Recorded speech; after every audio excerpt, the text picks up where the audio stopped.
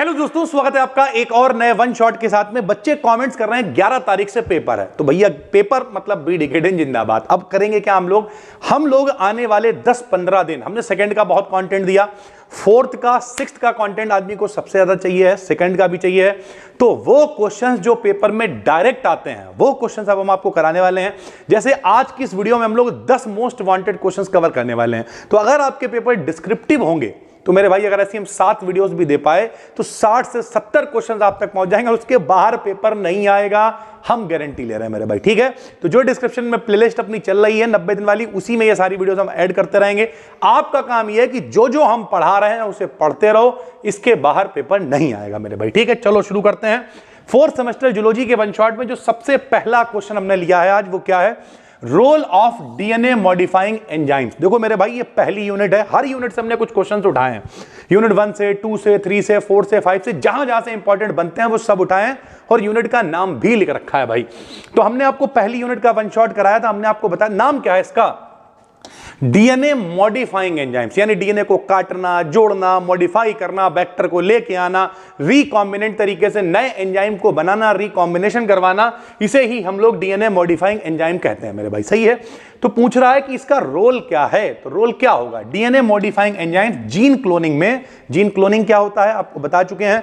Clone का मतलब होता है अपने जैसा बना लेना, कि पुराने जमाने में शक्तिमान को पैक करा, उसके जैसा दूसरा शक्तिमान बना दिया, तो उसे शक्तिमान का क्लोन कहा जाता था। क्लोन का मतलब होती है कॉपी मेरे भाई। ठीक, तो जीन क्लोनिंग में बहुत इंपॉर्टेंट रोल प्ले करते हैं। क्या क्या प्ले करते हैं तो सबको पता है, हम पढ़ा भी चुके हैं, फिर भी आपको बताते हैं। रिस्ट्रिक्शंस जो एंजाइम होते हैं वो क्या करते हैं, डीएनए को स्पेसिफिक साइट से कट करते हैं। जब वो कटेगा तभी तो कोई दूसरा वेक्टर आके उसमें जुड़ेगा, वेक्टर लेके आएगा दूसरा आके उसमें जुड़ेगा। जो आइसोलेटेड जीन हम लोग अलग करके बैठे हैं, जिस तरीके का हमें गुण चाहिए, लक्षण चाहिए, उसे जोड़ने के लिए काटना भी तो पड़ेगा ना। तो रिस्ट्रिक्शंस एंजाइम क्या करते थे, काट देते थे डीएनए को और स्टिकी एंड्स बनाते थे। स्टिकी का मतलब चिपकने वाले, ताकि दूसरा डीएनए मॉलिक्यूल आए और आके अच्छे से चिपक पाए भाई। ठीक है। डीएनए लाइगेस क्या करता था, लाइगेशन का प्रोसेस होता था जोड़ने का, तो ये जोड़ने का काम करता है, डीएनए वेक्टर से ज्वाइन करता है। डीएनए पॉलीमरेज क्या करता है, ये डीएनए को बनाने में, इसे सिंथेसाइज करने में, इसका निर्माण करने में हेल्प करता है। और जो एल्केलाइन फास्फेटेज वेक्टर होता है को सेल्फ लाइगेशन से बचाता है। ये क्या करता है जरा समझो, सेल्फ लाइगेशन क्या है। देखो, लाइगेशन का मतलब होता है जुड़ना। लाइगेशन का मतलब क्या होता है, जुड़ना। तो ये क्या करेगा, जो एल्केलाइन फास्फेटेज होगा, ये भैया ऐसा ना हो कि वेक्टर खुद ही में जुड़ गया, कि हमने तुमसे कहा ऐसा है तुम्हारे पास 1 करोड़ रुपए, जाओ गरीबों की मदद करो, उनने अपनी जेब में रख लिया, बोले सबसे बड़े गरीब हम ही, अपनी मदद कर ले रहा है। तो ऐसा नहीं होने देना है। उसके लिए भी मेरे भाई एक ये वेक्टर होता है, जो एक ये एंजाइम होता है जो जुड़ने से बचाता है मेरे भाई। ठीक है। तो इन एंजाइम्स की हेल्प से डिजायर्ड जीन, यानी जो जीन हमें चाहिए है, को आइसोलेट करके वेक्टर में इंसर्ट करते हैं। वेक्टर क्या होता है, जो लेके जाता है। सबसे कॉमन वेक्टर कौन सा होता है, तो आपको बता चुके हैं, सबसे कॉमन वेक्टर प्लाज्मिड वेक्टर होता है, जिसका इस्तेमाल करते हैं और रिकॉम्बिनेंट डीएनए का निर्माण करा जाता है भाई। ठीक है। तो ये क्वेश्चन कई बार पेपर में आया है कि डीएनए मॉडिफाइंग जो एंजाइम्स हैं, इनका क्या रोल होता है, ये आपको तैयार करना है। यूनिट 2 से क्वेश्चन हम आपको करा भी चुके हैं और बहुत बार आया हुआ, सिंगल सेल प्रोटीन एससीपी क्या होता है, इसके एप्लीकेशंस क्या है मेरे भाई। तो नाम से ही पता चल रहा है, सिंगल माने एक, सेल माने कोशिका, प्रोटीन माने प्रोटीन, यानी कोशिका की कुछ प्रोटीन टाइप होगी। तो वह प्रोटीन जो माइक्रो ऑर्गेनिज्म, चाहे वो बैक्टीरिया हो, चाहे एल्गी हो, चाहे फंगी हो, इन सबसे प्राप्त होते हैं। चाहे वो ईस्ट हो जाए, चाहे वो क्लोरेला हो जाए, इस तरीके के सारे सिंगल सेल प्रोटीन कहलाते हैं। फीचर इनके क्या होते हैं, हाई प्रोटीन कंटेंट होता है, यानी इनमें प्रोटीन अधिक मात्रा में पाई जाती है। ग्रोथ बहुत ज्यादा होती है और चीप प्रोडक्शन, यानी आसानी से इन्हें प्रोड्यूस किया जा सकता है। एप्लीकेशंस की बात करें तो जो ह्यूमन का फूड है उसमें एज अ सप्लीमेंट काम करता है। एनिमल फीड, एनिमल को खाने पीने के लिए व्यवस्था करी जाती है। मेल न्यूट्रिशन, यानी कुपोषण को कंट्रोल करने के लिए इसका इस्तेमाल किया जाता है। यानी यह एक सस्टेनेबल और अल्टरनेटिव प्रोटीन सोर्स है जो फूड शॉर्टेज को रिड्यूस करता है। यानी नहीं कुछ मिल रहा है तो आप इसकी सहायता से अपनी जो फूड की जरूरत है उसे आप पूरा कर सकते हो और कुपोषण से बच सकते हो भाई। ठीक। यूनिट नंबर 4 से क्लोनल सिलेक्शन नाम की चीज है। तो क्लोनल शब्द तो वही है, कॉपी करने वाला। तो होता क्या है भैया, ये इम्यून सिस्टम से रिलेटेड है। हमारी बॉडी में जो एंटीबॉडीज होंगे वो बीमारियों से लड़ेंगे मेरे भाई। ठीक, और बीमारियों से हमें बचाएंगे। तो क्लोनल सिलेक्शन क्या होगा, क्लोनल सिलेक्शन इम्यून सिस्टम का ही मैकेनिज्म है, जो बॉडी का इम्यून सिस्टम है उसका मैकेनिज्म है, जिसमें स्पेसिफिक जो एंटीजन होंगे, ठीक, जो एंटीजन होंगे वो क्या करेंगे, अगेंस्ट लिम्फोसाइट सिलेक्ट होंगे। जब होगा क्या, जब एंटीजन एंटीबॉडी नहीं, जब एंटीजन बॉडी में एंटर कर जाएगा तो एंटीजन क्या करेगा, बीमारी से लड़ने की क्षमता प्रोड्यूस करेगा मेरे भाई। स्पेसिफिक बीटी सेल्स एक्टिवेट हो जाएंगे, आपको पता है, यानी बीटी का मतलब क्या, बीमारियों से लड़ने की क्षमता प्रोड्यूस हो जाएगी। ये सेल्स मल्टीप्लाई होंगे, यानी वो कोशिकाएं जिनमें पावर आ गई अब वो अपनी कॉपी बनाएंगे, और अपनी कॉपी बनाएंगे तो और लड़ने की क्षमता बीमारियों से बढ़ेगी। क्लोन बनाते हैं, प्लाज्मा सेल्स एंटीबॉडीज बनाते हैं, मेमोरी सेल्स फ्यूचर प्रोडक्शन, यानी हमारी बॉडी के अंदर, जैसे लोग कहते हैं एक बार अगर कोविड हो गया तो अब उसके एंटीबॉडीज बन गए, शरीर में एंटीजन प्रोड्यूस हो गए, अब हमें कोई डरने की जरूरत नहीं है, दोबारा से हमें कोविड वगैरह नहीं हो सकता यार, ठीक है। तो जो मेमोरी सेल्स, क्योंकि हमारी जो बॉडी है उसे पता चल गया कि यार अब हम इससे कैसे लड़ सकते हैं, तो जो मेमोरी सेल्स बन गई, जो यादगार कोशिकाएं बन गई, ये फ्यूचर में प्रोडक्शन देते हैं। ये प्रोसेस इम्यूनिटी डेवलप करने में इंपॉर्टेंट है भाई, ठीक है। उसके बाद एक क्वेश्चन है काई स्क्वायर टेस्ट, ठीक, ये खूब आता है पेपर में। यूनिट कौन सी है, यूनिट नंबर 6 है। तो ये एक स्टैटिस्टिकल टेस्ट है, यानी एक स्टैटिक तरीके से डेटा निकालेंगे जो ऑब्जर्व्ड और एक्सपेक्टेड वैल्यू को, एक ऑब्जर्व करा गया और एक अंदाजा लगाया गया, इन दोनों के बीच में डिफरेंस को चेक करता है। ये इसका फार्मूला है मेरे भाई, जो ऐसे करके हमने चील बिलंगुआ बना रखा है, जरा देखो ऐसे करके, इसे बोलते हैं काई। तो काई स्क्वायर बराबर सिग्मा ऑब्जर्व्ड माइनस का एक्सपेक्टेड, ये जीरो नहीं है, ओ है, और बटे में आ जाएगा ई। ये काई स्क्वायर का फार्मूला होता है। इसके यूज क्या है, तो जो जेनेटिक रेशियो है उसे वेरीफाई करने के लिए, हाइपोथेसिस की टेस्टिंग के लिए। और उसका तरीका क्या होता है, जो कैलकुलेटेड वैल्यू है अगर वो आपकी ऑब्जर्व्ड वैल्यू से ज्यादा आ रही है तो आपकी हाइपोथेसिस गड़बड़ है, खत्म है। ये टेस्ट बायोलॉजिकल डेटा एनालिसिस के लिए इस्तेमाल किया जाता है मेरे भाई, ठीक है। उसके बाद अगला एक क्वेश्चन की बात करें तो standard deviation and its importance, ये क्या होता है। तो स्टैंडर्ड डेविएशन डेटा का स्प्रेड या कितना वेरिएबल चीजें हैं उन्हें बताता है, नाम ही है उसका। डेविएशन का मतलब होता है फर्क। लोग कहते हैं वो बहुत अच्छे इंसान हैं, आप उनसे जाके मिले, वो उतने ही अच्छे थे तो ठीक है, और आपको डेविएशन मिला, उनने कहा निकल बाहर ऐसी तैसी, तो डेविएशन मिल गया ना।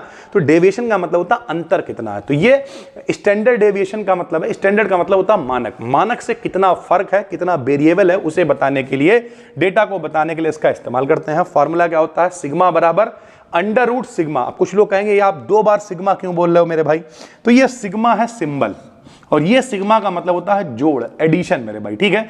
x माइनस का x बार का स्क्वायर और बटे में आ जाता है n। इसकी इंपॉर्टेंस क्या है, डेटा की कंसिस्टेंसी को चेक करेगा, मीन यानी एवरेज जो होगा उसके अराउंड वेरिएशंस को बताएगा कि एवरेज से कितना फर्क आ रहा है। जैसे हमने कहा कि एवरेज कम से कम 5 आदमी पे एक व्यक्ति पे 5 गिलास खर्च हो जाएंगे, क्योंकि व्यक्ति आएगा पानी पिएगा, गुलाब जामुन खाएगा पानी पिएगा, फिर मान लिया उसने कुछ टिक्की खाई पानी पिएगा, फिर वो खाना खाएगा पानी पिएगा, फिर वो कभी कभी खड़े खड़े ऐसे ही पानी पी लेगा। पर ओवरऑल बात करें तो एक व्यक्ति पे 5 गिलास चाहिए। अब मान लिया हमारे टाइप कोई आदमी गया तो हम गए, देखा इधर उधर, अरे भैया नमस्ते नमस्ते नमस्ते नमस्ते, बस यही होता है जब हम कभी जाते हैं, बहुत कम ही जाते हैं, और उसके बाद फिर गोला पिलाते हैं, बस भैया यार बड़ा अभी काम है, बस जा रहे हैं बस, और ऐसे करके हम निकल आते हैं मेरे भाई, ठीक है। लोग कहते हैं सर कुछ खा लीजिए, हाँ बिल्कुल खा लेंगे। कोई ले आता कुछ तो खा लिया, नहीं तो हाँ बिल्कुल खा लिया, बहुत बढ़िया खाना था मेरे भाई, और चले आते। तो हमने एक भी गिलास इस्तेमाल नहीं किया मेरे भाई।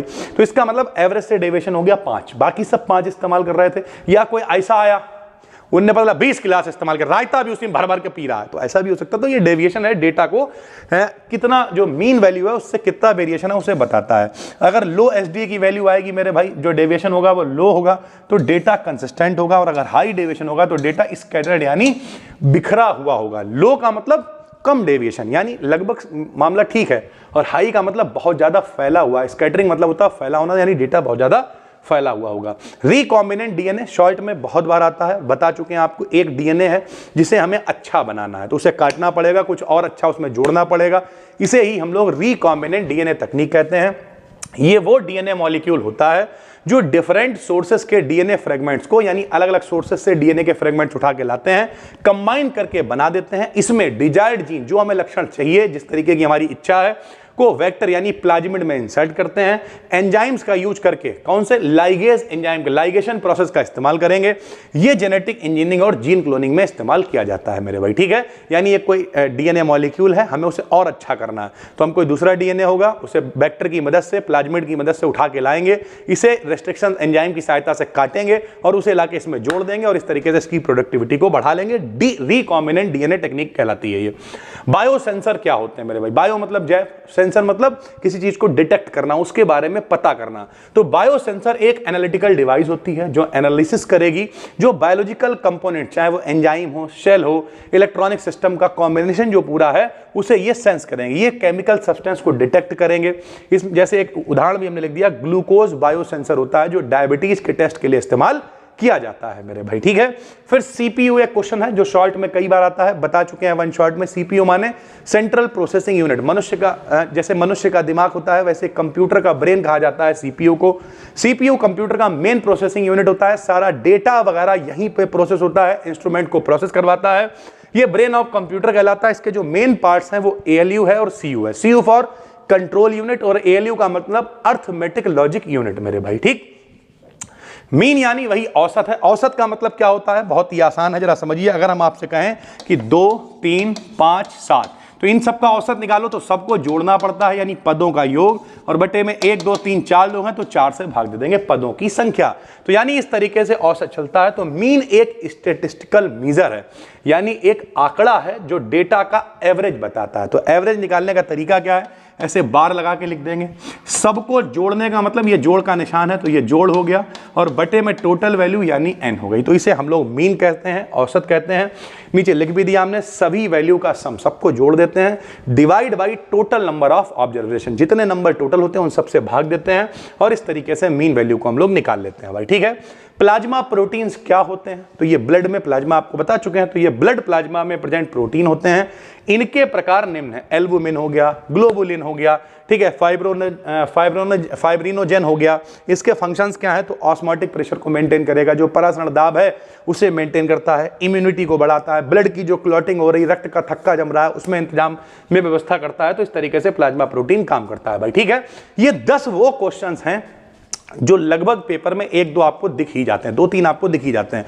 ऐसे ही आपको 5-6 वीडियोस हम और देने वाले हैं और इनकी प्रोडक्टिविटी बढ़ाने वाले हैं। आज शाम तक 6 सेमेस्टर की भी एक वीडियो डालने की प्लानिंग है। ओवरऑल घबराओ बिल्कुल नहीं, 11 अप्रैल से पेपर बता रहा हूं ना, आप उससे पहले अच्छे से अच्छे क्वेश्चन आपके लिए लेकर आ रहे हैं, चाहे वो फिजिक्स हो, बायोलॉजी हो, जूलॉजी हो, केमिस्ट्री हो, बीएससी मतलब बी डिकेडेंट। चैनल को करो सब्सक्राइब, मिलते हैं शाम तक 2 और वीडियो के साथ, तब तक के लिए धन्यवाद, थैंक यू। और हाँ, टेलीग्राम चैनल को जरूर ज्वाइन कर लो, फ्री में अपना टेलीग्राम चैनल है जहां पर ये पीडीएफ आपको मिल जाएंगी। थैंक यू भाई, धन्यवाद।